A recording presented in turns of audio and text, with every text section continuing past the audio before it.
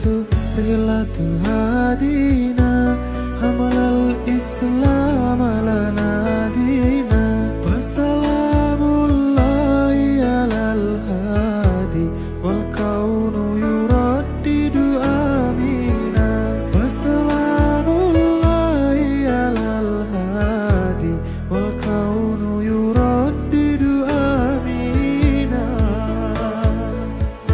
الهجرة رحلة هادينا حمل الإسلام لنا دينا الهجرة رحلة هادينا. Bismillahirrahmanirrahim. Assalamualaikum warahmatullahi wabarakatuh.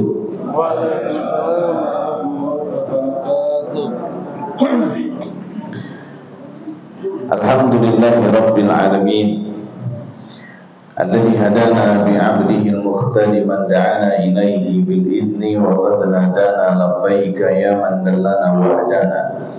Salla alayka Allahu bari'uka alladhi bika ya musyaffa'u khassana wa habana ma'a alika al-athhari ma'jilin sidrika al-asma wa hum sufurun najati himana. Ashhadu an la ilaha illallah wahdahu la syarika lah wa ashhadu anna wa nabiyyana Muhammadan abduhu wa rasuluhu wa la nabiyya ba'da alladhi arsalahu Allahu rahmatan lil alamin. Allahumma salli wa sallim wa barik wa karrim ala sayyidina wa habibina wa syafi'ina wa qurrati a'yunina wa maulana Muhammadin sallallahu alaihi wasallam wa ala alihi wa sahbihi ajma'in. Amma ba'd. ويقول جل جلاله في كتابه الكريم أعوذ بالله من الشيطان الرجيم بسم الله الرحمن الرحيم يا أيها الناس اتقوا ربكم الذي خلقكم من نفس واحدة وخلق منها زوجها وبث منهما رجالا كثيرا ونساء واتقوا الله الذي تساءلون به والأرحام إن الله كان عليكم رقيبا. وقال حبيبنا المصطفى رسول الله صلى الله عليه وسلم إن المؤمن لا يدرك بحسن خلقه درجة الصائم القائم أو كما قال صلى الله عليه وسلم.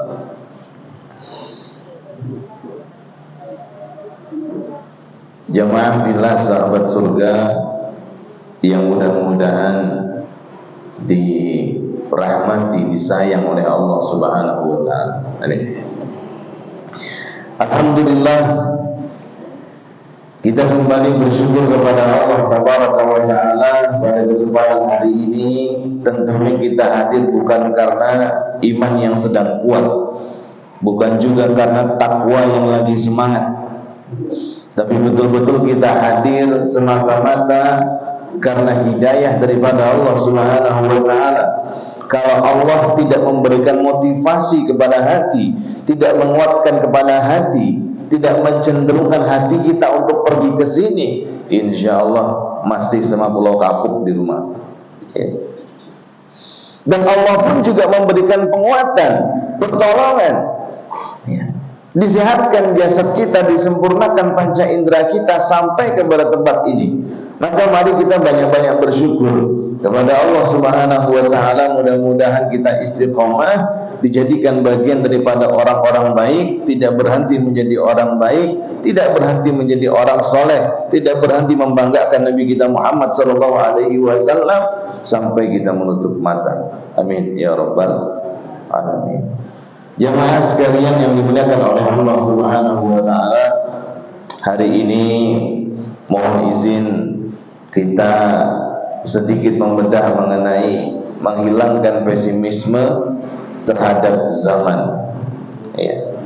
Ini judulnya masih umum nih. Maksudnya kemana sebenarnya? Maksudnya adalah sungguh hari ini kita masih berada insya Allah pada tanggal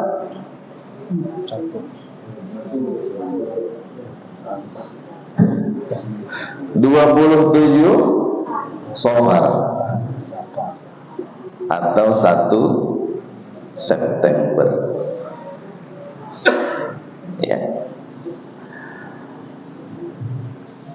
Memang ada apa dengan bulan Safar? Sejak zaman dulu orang-orang sudah mulai ketakutan dengan Safar, karena ada yang mengatakan sebagai bulan sial, ada yang mengatakan sebagai bulan panas. Bahkan bulan ini termasuk yang banyak terjadi sakit, ya. Kemarin pagi ngantar anak saya futsal, di ekskul sekolahnya cuman 1/4 yang hadir. Tadi malam saya ngisi pengajian di seputaran Gunung Lingai, sudah 8 tahun ngisi di sana, baru kali ini yang hadir hanya 1/3. Saya bilang yang lain kemana? Sakit Pak Ustaz, ya. Belum lagi kecelakaan, belum lagi kebocoran keuangan misalnya, dan lain sebagainya, ya. Maka ada orang-orang yang mengindikasi, oh ini bulan Safar katanya, ini bulan sial, ya. Padahal kita tahu sekali yang namanya Safar adalah bulan ciptaan Allah, hari ciptaannya Allah, waktu ciptaannya Allah, bulan, tahun, dan semuanya merupakan ciptaannya Allah. Lalu kalau kita menghina, mencela ciptaannya Allah, maknanya apa? Sama saja kita mencela Allah Subhanahu wa ta'ala, ya. Makanya dalam hadis riwayat Imam Muslim, kata Nabi kita Muhammad sallallahu alaihi wasallam, Allah azza wa jalla, Allah azza wa jalla telah menyampaikan, yu'dini ibnu Adam, anak Adam telah menyakitiku, kata Allah. Yasubbud dahr, mereka mencela zaman. Wa anad dahr, padahal aku adalah pemilik zaman, aku pencipta zaman. Uqallibul laila wan nahar, aku yang bolak-balikkan malam dan juga siang, ya. Jadi Allah yang bolak-balikkan malam dan siang. Apa salahnya zaman? Apa salahnya waktu? Apa salahnya bulan? Kok dia dicela-cela? Oh, hari ini saya sial gara-gara bulan Safar.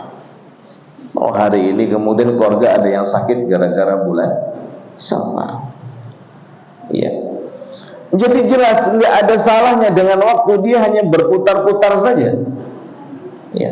Kalau kita terus menyalahkan waktu, kita terus menyalahkan zaman, maka sampai kapanpun kita tidak akan pernah mendapatkan penyebab daripada kesulitan, wabah, musibah yang mendera dalam kehidupan kita.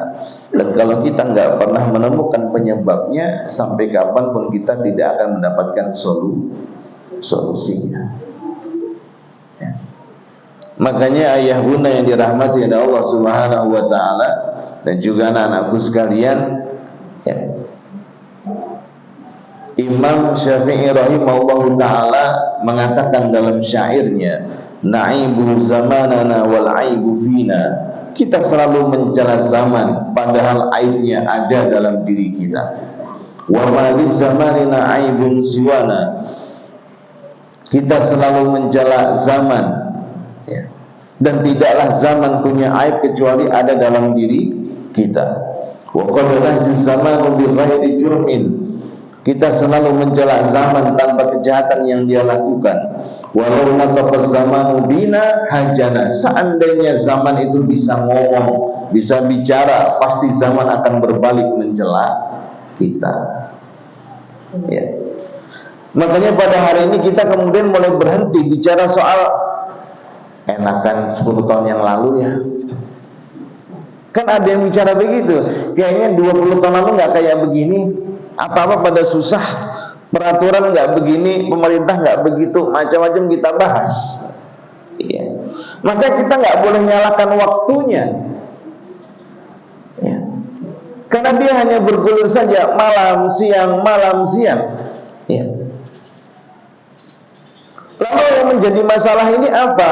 Maka kita buka surat Asy-Syu'ara, ya, di mana Allah Subhanahu wa ta'ala telah menyampaikan, a'udzubillahi minasyaitonir rajim, wa ma asabakum min musibatin fabima kasabat aydikum wa ya'fu an katsir, ya.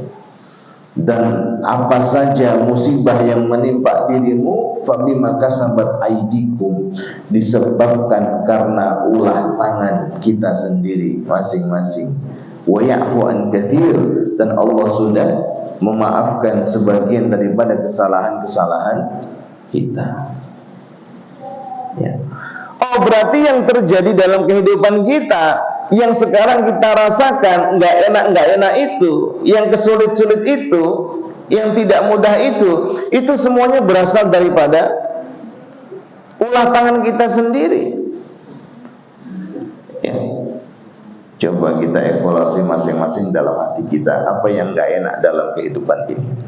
Apakah mungkin pasangan kita? Apakah mungkin juga anak-anak kita? Atau pimpinan kita di kantor? Apa tetangganya kiri kanan? Ya. Kalau ada yang tidak nyaman dalam kehidupan kita, kata Allah, "Fabima kasabat aydikum", disebabkan karena ulah tangan kita sendiri. Ya. Makanya jamaah bila rahimani wa rahimakumullah, ya mari kita introspeksi diri, mengevaluasi apa yang masih kurang pas dalam kehidupan kita. Karena kadang-kadang kita cuma tidak mengakuinya. Begitu coba di list, selidik, oh ternyata masalahnya satu, masalahnya di silaturahim misalnya. Oh, begitu kita kemudian cari tahu masalahnya cuma satu, kita itu rezeki ngalir terus cuma nggak mau sedekah. Ya, sedekah hukumnya sunnah, tapi nggak sedekah hukumnya dosa besar. Loh, kenapa kok bisa dosa besar? Kata para ulama, karena dia ragu kepada Allah, dia ragu meminjamkan kepada Allah, ragu sama Allah, itu dosa besar. Ya. Oh, selidik punya selidik dia, ada orang ketiga misalnya, dan seterusnya. Ya, pasti ada masalahnya. Tapi tetangga saya enggak, Pak Ustadz. Dia sama Allah bagus, 5 waktu ke masjid. Dia sama keluarga juga bagus, sama orang tua bagus, interaksi sama manusia juga bagus. Ya. Kalau kita tanya, ke masjidnya masbuk enggak? Ah, itu Pak Ustadz, masbuk. Ya. Masih ada keterlambatan dalam sholat. Ya. Ini juga mempengaruhi. Ya. Makanya jamaah fillah rahimani wa rahimakumullah. Ya. Ayo mari kita kemudian melihat. Ya. Ini yang tidak nyaman, bagaimana interaksi dengan anak-anak kita, bagaimana cara pandang dia, bagaimana cara ngomong dia ke kita, bagaimana pola pikirnya. Kalau ada yang nggak nyaman, semuanya berasal daripada kita sendiri. Bagaimana pola-pola pengasuhannya, ya. Bagaimana pasangan kita, ya. Anaknya Nabi Nuh alaihi salam dan juga anaknya Nabi Ibrahim alaihi salam sama atau beda? Sama-sama anaknya Nabi, tapi hasilnya berbeda. Ya. Anaknya Nabi Nuh namanya Kan'an. Ya. Anaknya beriman atau enggak beriman? Tidak. Anaknya Nabi Ibrahim ada Ismail di antaranya. Apakah beriman? Beriman, bahkan menjadi nabi. Kok bisa sama-sama anak nabi, sama-sama nabi ulul azmi, tapi kok hasilnya beda? Ya. Kata para ulama, karena Nabi Ibrahim punya supporting system, yakni istrinya. Tapi kalau Nabi Nuh, anaknya nggak beriman, istrinya juga nggak beriman. Ya. Pasti ada penyebabnya. Ya.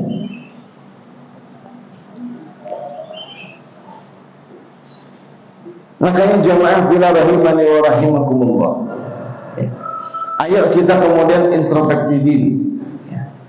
Meskipun juga kemudian ya, Abu Darda radhiyallahu ta'ala anhu pernah mengatakan, "Ma ankartum min zamanikum fabima ghayyartum min a'malikum."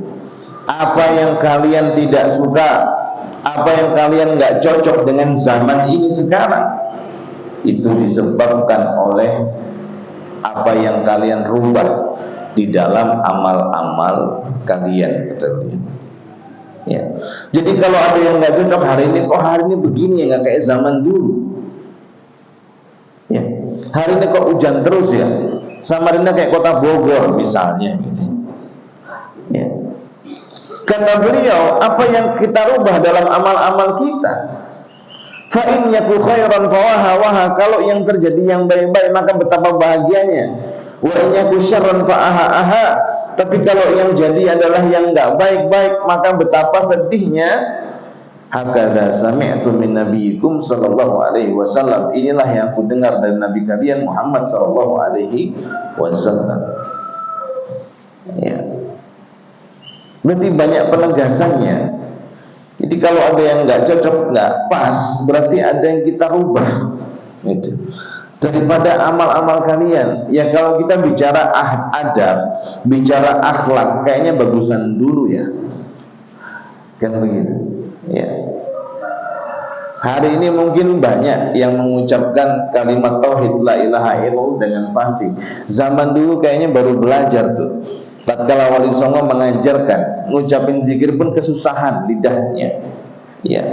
Tapi adabnya Masya Allah, tapi taatnya sama kiai luar biasa, tapi nurutnya ingin menuju kepada yang baik, Masya Allah ya.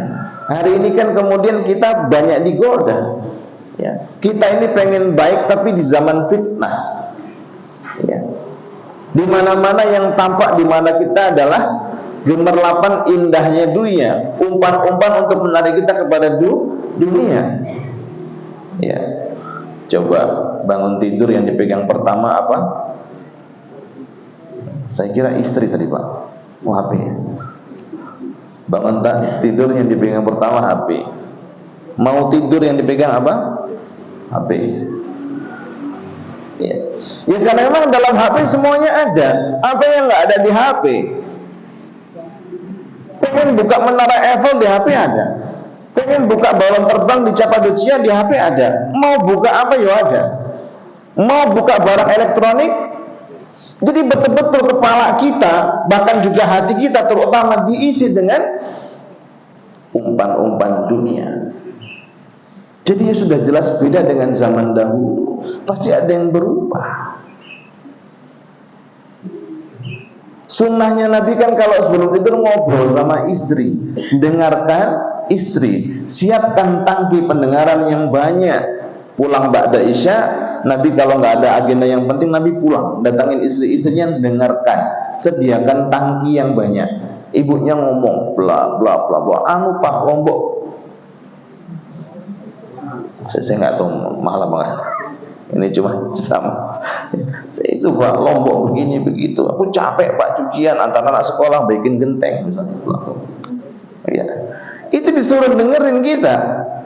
Bahkan memang di dalam analisis ilmiah psikologi ya, bahwa seorang istri yang kemudian banyak bicara tatkala siang hari, malamnya tidurnya terlelap, lebih tanek, lebih nyenyak ketimbang yang saya sedikit bicara. Ibu saya nggak nyuruh ngomel loh ya kalau siang ya. Nanti saya ngomong begini dikira berarti siang harus banyak ngomel. Yes gitu, nggak begitu. Ya. Karena memang fitrahnya perempuan begitu. Dengan dia banyak bicara, dia bisa mengeluarkan beban, hatinya jadi kosong, jadi lapang. Dengan dia banyak ngomong, ngomongnya itu bahkan dia bisa menemukan solusi tatkala dia bicara. Laki-laki kan nggak begitu. Laki-laki itu menemukan solusi dengan cara diem. Makanya ibu-ibu kalau bapaknya lagi ada masalah nggak usah dikejar. Pak kenapa toh Pak? Nggak usah dikejar. Karena udah fitrahnya dia diem. Nanti kalau sudah ketemu solusinya baru ngomong. Sudah diem aja, nggak usah dikejar, biarin. Insya Allah baik, insya Allah. Ya, kan begitu. Ya. Tapi kan kita sekarang kalau pulang ba'da isya, apakah dengerin istri Pak? dengerin taat, oh bagus. Cuman sambil pegang HP. Wajah bapaknya bersinar, wajah istrinya bersinar. Makanya sama dengan Nabi kita Muhammad SAW sampaikan, nanti di akhir zaman, di zaman banyak fitnah itu, banyak kemudian keluarga yang tinggal satu atap tapi jarang interaksinya, tapi jarang ngobrol. Ini Nabi yang sampaikan. Ya. Makanya kalau malam wajah-wajahnya bersinar semua, anaknya ya juga gitu, bersinar di kamar masing-masing. Ini bukan keluarga, ini kos-kosan. Masing-masing di kamar lihat HP, masing-masing. Dalam keluarga itu ada bicara, ada ngobrol, ada ngomong. Ya. Bukankah Nabi juga mengatakan nanti banyak suami, banyak anak yang kemudian takut sama istri tapi durhaka sama ibunya? Banyak nggak sekarang? Takut sama istrinya, anu bu, nggak bisa, aku mau nganter istriku. Ya, ini yang nomor satu yang mana sebenarnya? Ya. Makanya saya sering katakan, wahai anak-anak laki-laki, kau milik ibumu. Kalau kau sudah menikah, coba tolong lebih hati-hati. Kau pakaikan helm di kepala istrimu, bisa jadi ibumu cemburu. Kapan kepala ini terakhir dipakaikan helm oleh anakku? Kau gandeng tangan istrimu, mungkin tujuannya maksudnya baik, supaya ibuku melihat bahwa kami baik-baik saja, rumah tangganya sakinah. Mungkin begitu, tapi bisa jadi dia cemburu. Kenapa kok dia cemburu? Dia perempuan. Mungkin dia mengatakan, kapan telapak tangan ini terakhir digenggam? Ya. Ini yang Nabi sampaikan. Ya. Jadi memang banyak perubahan-perubahan. Ya. Yang kalau ini dirubah, sebagaimana ucapan Abu Darda tadi, ya, ada yang nggak cocok dari setiap zaman karena apa yang kita ubah di dalam amal-amal kita.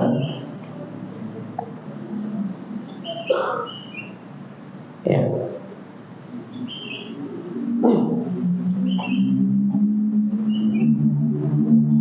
Perempuan,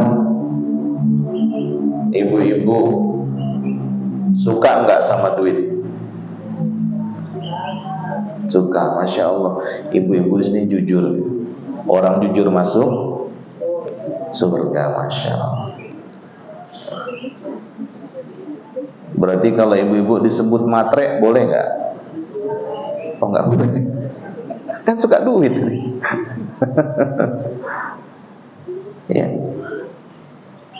Memang di antara sifat para perempuan adalah suka dengan harta. Anak perempuan kalau baru lahir, tandanya apa? Oh ada kiwangnya.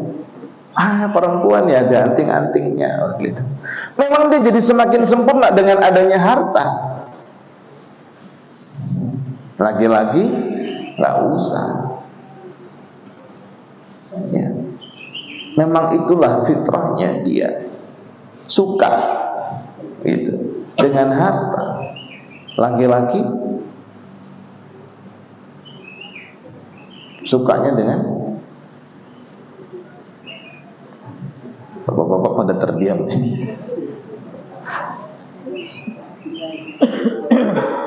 Ya. Servis ranjang,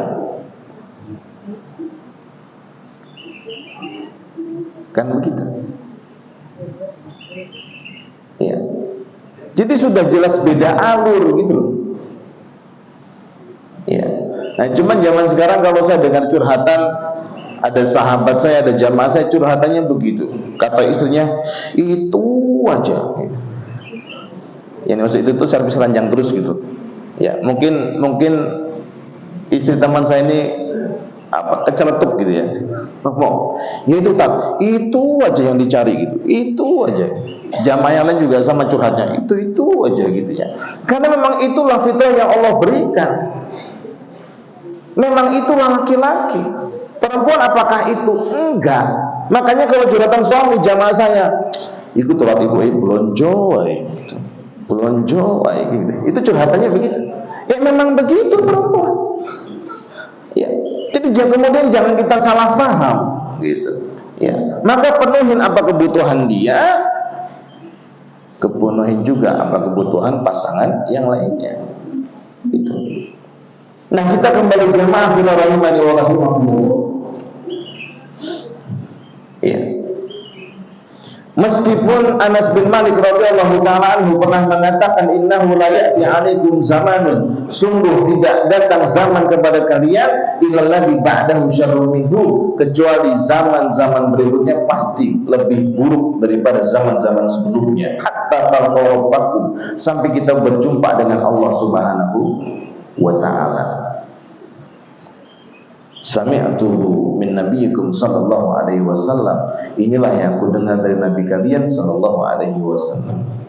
Jadi Anas bin Malik mengatakan tidaklah datang zaman berikutnya pasti akan lebih buruk ketimbang zaman sebelumnya.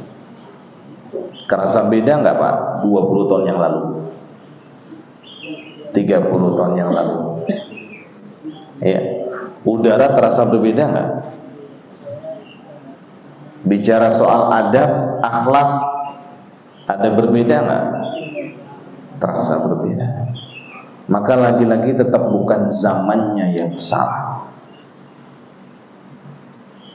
Ya. Tapi memang demikian. Nanti berikutnya adalah semakin buruk. Ya. Makanya kalau kita sudah tahu zaman-zaman berikutnya akan semakin buruk, oh berarti keimanan, keilmuan daripada anak-anak kita, keturunan kita, cucu kita harus lebih bagus lagi. Kenapa? Dia akan menghadapi umpan-umpan besar, umpan-umpan hebat yang ngawe-ngawe, yang manggil-panggil dia ke depan. Ya. Umpan dunia semakin kuat, oh berarti keilmuannya harus semakin tinggi. Ya. Apalagi ilmu tentang menggapai surga. Ini kan sangat penting sekali. Karena nggak mungkin orang bisa dapat surga tanpa ilmu. Bisa nggak masuk surga tanpa ilmu? Ya. Coba Bapak Ibu saya mau tanya, kalau kita kerja di mana ya? Ya. Pokoknya pabrik mobil lah, pokoknya begitu. Ya. Kalau kita masuk kerja di pabrik mobil misalnya, kira-kira perlu ilmu nggak? Perlu.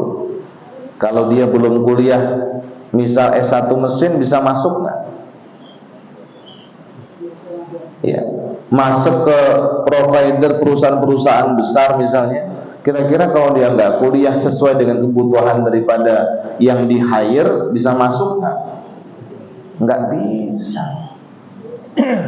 Loh, kalau ngurusi kemudian masuk di, sebutlah perusahaan pabrik mobil misalnya, itu saja perlu kuliah dulu 4 tahun minimal, belum lagi pengalaman di lapangan. Apalagi bicara soal surga. Memang surga sama pabrik mobil kerenan mana? Tetap keren surga. Lah masuk pabrik aja perlu ilmu, apalagi masuk surga. Makanya Masya Allah nih, ada pengajian subuh, ada pengajian ba'da maghrib ya. Ini Masya Allah di Masjid Istiqlal ya. Mudah-mudahan istiqomah semuanya ya, menjadi sebuah penguat ya, bahwa insya Allah ini adalah di antara calon-calon pendaftar ahli surga. Yang begitu ya. Jadi lagi-lagi bukan zaman yang dipermasalahkan, tapi kemudian memang kita sudah tahu kalau zaman akan semakin buruk, maka siap-siap dari sekarang. Nah, jamaah fil rahimani wa rahimakumullah. Ya. Kalau hari ini kita merasakan ya, segala ketidaknyamanan, segala kesulitan, ya, segala musibah, bala yang terjadi, ya, maka jangan juga berduka. Ya. Nabi kita menyampaikan bil mihan yukramul mar'u au yuhan, ya. Karena dengan segala ujian itu seseorang akan dimuliakan atau dihinakan. Ya. Berarti ini menjadi pilihan. Ya. Kita kalau dapat ujian dari Allah Subhanahu wa taala, bisa jadi kita mulia kalau kita terima, ya. Bisa jadi juga malah menghinakan kita kalau kita marah, gitu. Ya. Makanya pilihannya mending kita terima. Kenapa? Karena kalau bicara ujian pasti setiap orang akan diuji, ya. Dan sebenarnya kalau kemudian diruntut dalam banyak dalil, ya, sesungguhnya yang namanya ujian-ujian itu malah mendatangkan kebaikan yang banyak dalam kehidupan kita. Ya. Misal dalam hadis riwayat Ibnu Hibban, kata Nabi kita Muhammad sallallahu alaihi wasallam, innar rajula la takunu lahu indallahil manzilah. Ada orang yang punya kedudukan sangat tinggi di sisi Allah Subhanahu wa taala. Fama yablughuha bi amalin, tapi dia punya amal yang biasa-biasa saja, standar-standar saja. Salat 5 waktu misalnya, puasa Ramadan misalnya, zakat saja misalnya, ya. Dia enggak punya amal yang sangat tinggi. Lalu bagaimana dia bisa tinggi di sisi Allah Subhanahu wa taala? Fala yazalullah yabtalih bima yakrahu. Maka Allah kasih dia ujian, kasih dia ketidaknyamanan, kasih dia hal yang dia enggak senang, hatta yuballighu iyaha, sampai dia mencapai titik yang sangat tinggi itu, dekat sama Allah, dimasukkan dalam surga. Ya. Jadi ujian itu menguntungkan atau merugikan? Ya. Karena mungkin ada yang enggak sempurna di dalam keimanan kita, berarti juga dalam ketakwaan kita, ya. Maka kemudian disempurnakan dengan hal yang enggak nyaman itu. Dengan kita sabar, man yatasabbar yusabbirullah. Siapa yang kemudian berusaha untuk bersabar, maka Allah akan menjadikan dia termasuk golongan orang-orang yang sabar. Ya. Allah akan menjadikan dia jadi sabar. Ya. Ini diantaranya. Ya. Kemudian mamin muslim, dalam hadis riwayat Imam Muslim, Bukhari, Tirmidzi dan juga Imam Ahmad, ya. Min nasabin wala wasabin wala husnin wala adan wala ghammin hatta syawkati yushakuha illa kafarallahu biha min khotoyahu. Tidaklah seorang yang beragama Islam, Allah kasih dia ujian, Allah kasih dia kesedihan, Allah kasih dia penyakit, Allah kasih dia kegelisahan, hatta syaukat yushakuha, bahkan kalaupun cuma ada duri yang menusuk dia, tangannya kejepit atau ingin tertusuk jarum misalnya, maka kafaratnya adalah Allah hapuskan dosa-dosa dia.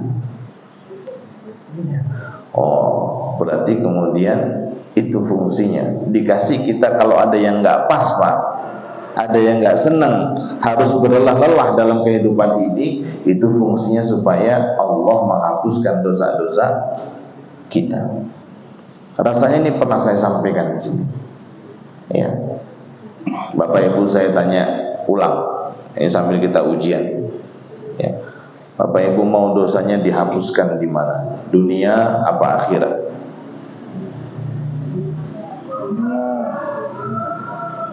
Ibu-ibu dulu dah. Bapak tuh begitu cool. Ibu dosanya mau dihapuskan di mana? Dunia atau akhirat? akhirat. Baik. Saya ini kalau boleh nebak, bapak-bapaknya mengatakan dunia akhirat itu main aman biasanya. Solutif kan? Sukanya solutif. Kalau bapak mau dosanya dihapuskan di mana, dunia atau akhirat? Ada yang dunia akhirat.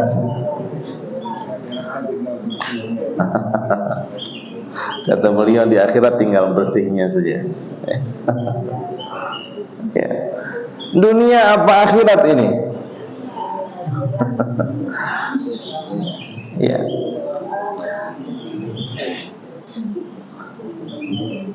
Saya balik ke contoh yang rasanya saya pernah sampaikan di sini. Ya. Kalau kita punya adik kandung misalnya, terus kita jewer kupingnya 1 jam, maka saran saya Anda minta balas jewer sekarang juga 1 jam. Kenapa kok mintanya sekarang? Karena akan dibayar sama-sama 1 jam.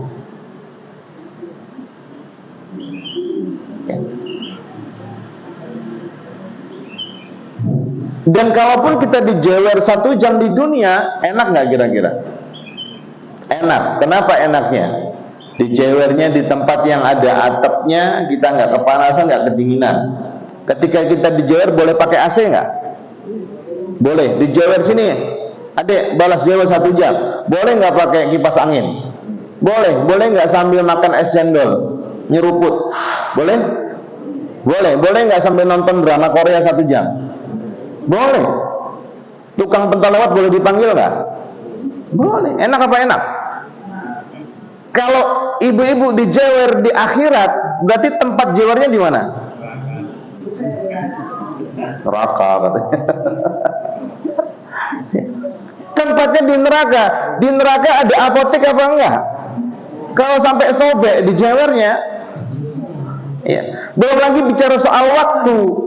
1 hari di dunia sama dengan 1000 tahun di akhirat. Berarti 1000 tahun dibagi 1 hari. 1 hari 24 jam. 1000 bagi 24 jam 41,666667. Berarti 1 jam di sana sama dengan 41,7 tahun kurang lebih. Ayo, ibu-ibu pengen dijewer di mana? Dunia apa akhirat? Dunia. Ya. Kan mending di dunia. Jadi kalau Allah kasih demam, mending apotek masih buka. Bapak demam-demam, pengen bubur ayam, iya. Pengen soto, iya. Masih buka, cari soto di akhirat, muter yang paling enak. Nggak ada. Yang paling nggak enak aja nggak ada. Yang ada di sana di neraka itu kan makanan kita apa? Naudzubillah, mudah kita nggak mampir. Ya. Makanan penghuni neraka adalah pohon zakum. Pohonnya keras, batangnya keras, durinya tajam dan juga keras. Dimakan nggak bisa, dikeluarin nggak bisa, ditelan juga nggak bisa. Coba. Makanya berarti kalau dikasih ujian di dunia, alhamdulillah. Ibu-ibu pagi cuci piring, malam cuci piring, capek bu? Enggak, bukan bapak yang nyuci. Capek nggak bu? Capek. Orang jujur masuk capek. Tapi yang kemudian dikatakan tadi, kalaupun ada kelelahan, kecapean, Allah bayar dengan derajat yang naik, dekat dengan Allah sampai kemudian masuk ke dalam surga. Ya. Dan kalaupun juga hal yang sama itu nggak enak, maka kemudian penggantinya adalah dihapuskan dosa-dosa kita tatkala masih di dunia. Supaya apa? Di dunia sudah bersih, nanti pulang dalam kondisi husnul khotimah. Ini sampai jam berapa saya ceramahnya? 6:04. Baik, alhamdulillah masih ada waktu. Ya.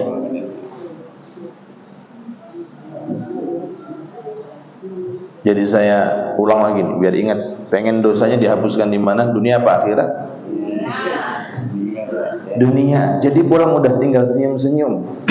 betul-betul kita mustarih, istirahat daripada penatnya dunia, di alam barzah tinggal bersenang-senang, enggak mikirin lombok naik, enggak mikirin listrik belum dibayar, enggak nih mikirin beras naik, enggak mikirin hujan terus, jemuran enggak kering, kerupuk enggak kering.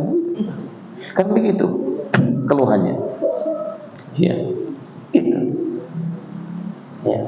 Dalil yang lainnya misalnya orang diuji itu supaya dia mendapatkan redha daripada Allah. Ma yazalul bala'u bil 'abdil mu'min wal mu'minah. Tidaklah datang bala itu kepada orang-orang beriman, laki-laki, perempuan, fi nafsihi kepada jiwanya, wa malihi kepada hartanya, wa waladihi kepada anak-anaknya, hatta yalqallah wa ma alaihi khati'atun, sampai dia jumpa sama Allah tanpa membawa dosa. Berarti untuk menggapai ridhonya Allah, nanti kita pulang tuh ke alam barzah, diuji sabar, tetap sholat 5 waktu, dikasih ujian tetap kemudian puasa Ramadan, dikasih ujian tetap bayar zakat fitri, dikasih kesulitan tetap kemudian bersujud. Ya, itu semuanya sama-sama. Yang tadi bilmihan yuqamul mar'u au yuhan, Allah kasih ujian itu bisa menambah memuliakan dirimu atau kemudian juga menjatuhkan dirimu. Jadi kalau ada yang nggak enak, Pak, alhamdulillah, ini cara Allah mau naik kelas. Ya. Dan kalau ada yang nggak nyaman, adalah kemudian cara supaya nanti bisa berjumpa yang lebih indah daripada surga, yakni memandang Allah Subhanahu wa ta'ala. Ya.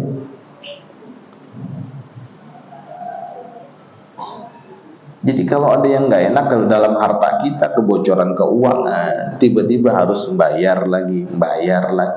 Memang itu diantara ujian kehidupan. Ya.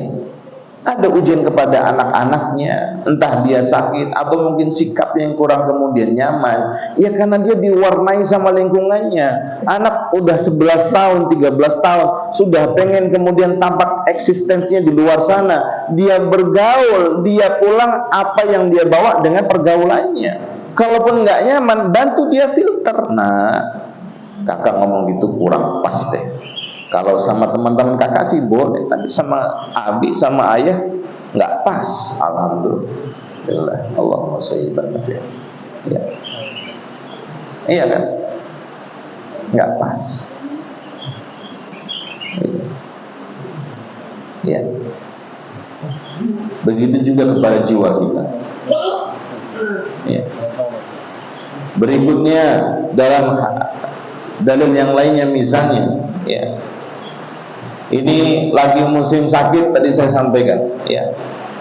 Jadwal anak saya sekolah itu malam Sabtu tadi, yang kakaknya jadwalnya mabit, yang datang juga tidak sebanyak biasanya, yang futsal jauh lebih sedikit, pengajian tadi malam. Berarti banyak yang sakit. Sakit itu ujian apa bukan? Ujian. Tapi lihat tatkala Nabi kita Muhammad SAW mendatangi menjenguk sahabat yang lagi sakit, apakah Nabi mengatakan kasihan kamu ya sakit gitu? Nabi nggak mengatakan begitu, malah mengatakan absyir, berbahagialah kamu. Coba bapak lagi diinfus di rumah sakit, terus temannya jenguk, selamat berbahagia ya. Kira-kira gimana Pak? Bapak pentung pakai tiang infus itu, lagi sedih disuruh malah diselamatin bahagia. Tapi itulah yang Nabi katakan absyir, berbahagialah kata Rasulullah. Kenapa? Nari, ya. Innallaha azza wa jalla yaqul, kata Rasulullah, sesungguhnya Allah azza wa jalla mengatakan nari, sakitmu itu adalah nerakaku, kata Allah. Usallituha 'alal 'abdil mu'min fid dunya, yang aku timpakan kepada orang-orang yang beriman tatkala di dunia. Untuk apa? Litafuna hadzahu minan nar fil akhirah, sebagai ganti siksanya nanti di akhirat. Mau disiksa di mana? Di sini apa di sana? Dikasih demam di sini, apotek masih buka. Betul. Dikasih demam di akhirat, jangan ngayal apotek Pak. Toko mix takdir juga tutup. Ya. Jadi kalau kita pun lagi sakit hari ini, ada yang batuk pilek, ada yang demam, ada yang flu, ada yang muntaber misalnya, itu adalah kemudian cara Allah supaya apa? Nggak usah disiksa di sana, di sini saja. Karena kalau di sini jauh lebih ringan. Paling batuk pilek, paling flu, paling demam dan lain sebagainya. Makanya sebelum jatuh kepada sakit yang berat-berat itu, sejak sekarang kita kurangin sudah dengan banyak beristighfar, minta ampun kepada Allah. Supaya nggak perlu disiksa di sana, sudah diampunin duluan. Ya.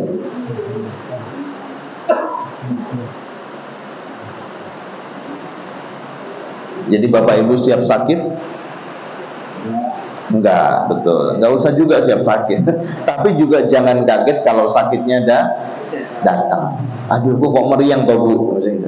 Ya udah, oh berarti ini lagi disiksa, pengganti siksa di neraka. Sudah biasa aja, ya tinggal diobatin, kasih dikompres, atau banyakin kopinya misalnya, dan lain sebagainya. Ya, yang terakhir, insya Allah biar pas 6.15 adalah kemudian, ya Allah Subhanahu Wa Taala itu memuji manusia. Ya, tidak melihat zamannya, tidak melihat waktunya, tapi memang diuji, ya, la'allahum yatadarra'un kata Allah, ya, supaya kita kembali kepada Allah. Ya. Karena banyak orang kalau sudah banyak duit, banyak harta, ya, dia mungkin nggak lupa sholat fardunya, mungkin nggak lupa zakat fitrinya, tapi suka lupa qobliyah ba'diyahnya, tapi suka lupa sama duhanya, tapi suka lupa bangun malamnya, sampai sering masbuk sholatnya. Ya. Ada yang berkurang daripada kualitas ibadahnya. Ya.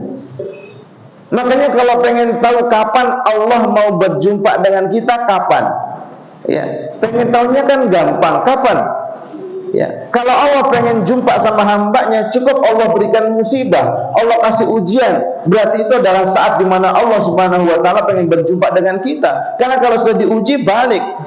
Man yuridillahu bi khairan, siapa yang Allah inginkan kebaikan, yusibbahu minhu, Allah uji dia. Allah kalau pengen ketemu tuh menguji kita. Lalu kapan? Ketika Allah nggak pengen ketemu kita. Tatkala Allah berikan kita banyak kesenangan sampai kita lupa sama Allah, atau Allah nggak pengen ketemu sama kita. Ya, makanya kalau kita diuji sama Allah, berarti oh Allah ini pengen kita kembali bermesraan seperti dulu kita khusyuk dengan kerendahan hati. Makanya jaga khusyuknya, terus bermesraan dengan Allah, terus berjumpa dengan Allah. Ya, jadi sebagai penutup closing, ya 1 menit, ya 6.14 di jam saya. Ya. Jamaah bila rahimani wa rahimakumullah. Ya. Apapun yang Allah berikan dalam kehidupan kita, maka terimalah, bertawakallah, bergantunglah hanya kepadanya. Ya. Karena kita hanya hamba. Ya. Maka kalau kita hamba Allah sebagai Tuhannya, maka terserah Allah, suka-suka Allah. Ya. Saya ngomong gini, jangan pikiran kita negatif ya. Jangan pikiran kita akan kemudian jadi susah, jadi jatuh. Enggak, terserah Allah. Mau Allah jadikan kita punya rumah satu perumahan, ya nggak apa-apa. Mau Allah jadikan kita sehat sampai kita menutup mata, alhamdulillah. Mau Allah jadikan kita sebagai penghuni masjid paling awal, alhamdulillah.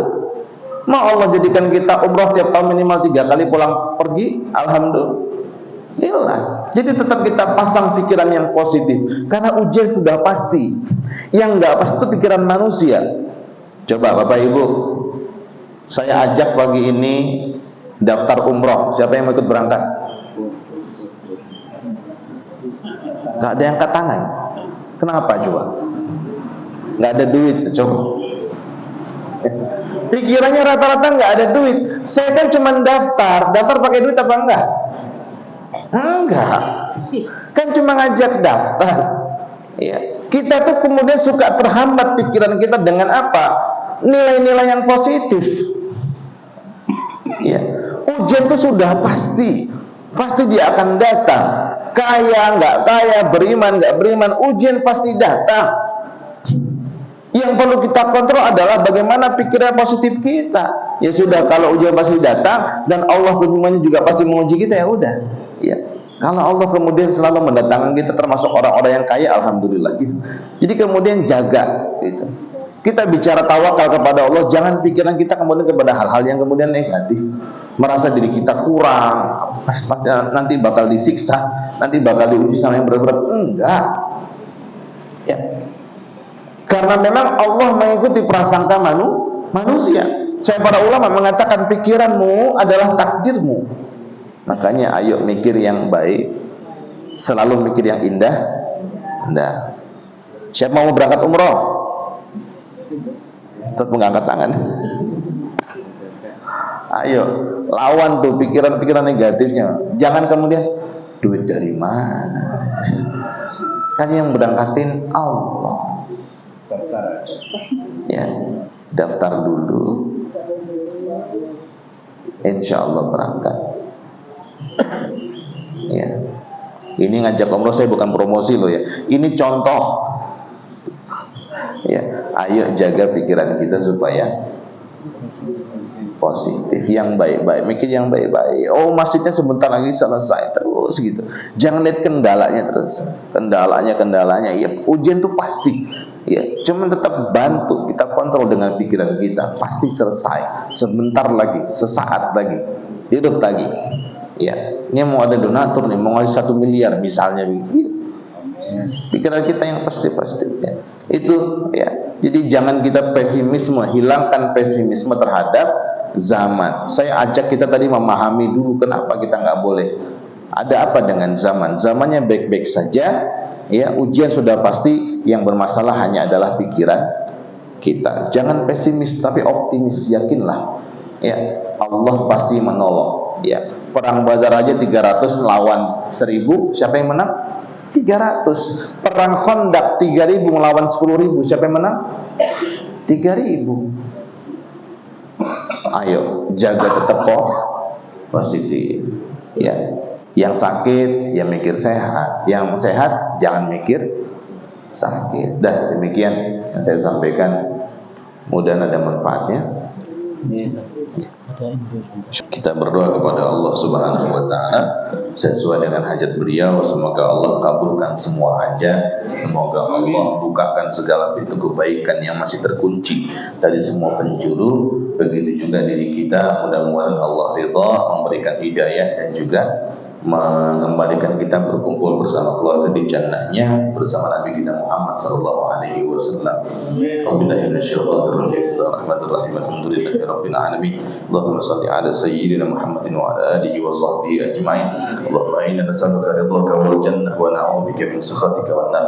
Allahumma innaka 'afuwwun karim tuhibbul 'afwa fa'fu 'anna wa 'an walidina wa 'an jami'il muslimina wal muslimat wal mu'minin wal rahmatika ya arhamar rahimin. Allahumma anfa'na al-ula wal bala والوباء والفحشاء والمنكر والسيف المختلفة والشدائد والمحن ما ظهر منها ما بطن عن بلدنا هذه خاصة وعن بلدان المسلمين عامة إنك على كل شيء قدير. اللهم إنا نسألك سلامة في ديننا وعافية في جسدنا وزيادة في علمنا وبركة في رزقنا وتوبة قبل الموت ورحمة عند الموت ومغفرة بعد الموت.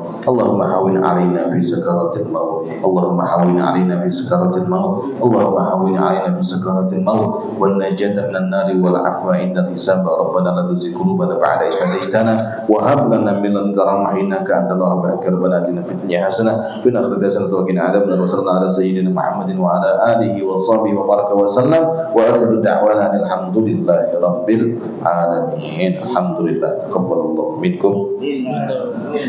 Assalamualaikum warahmatullahi wabarakatuh.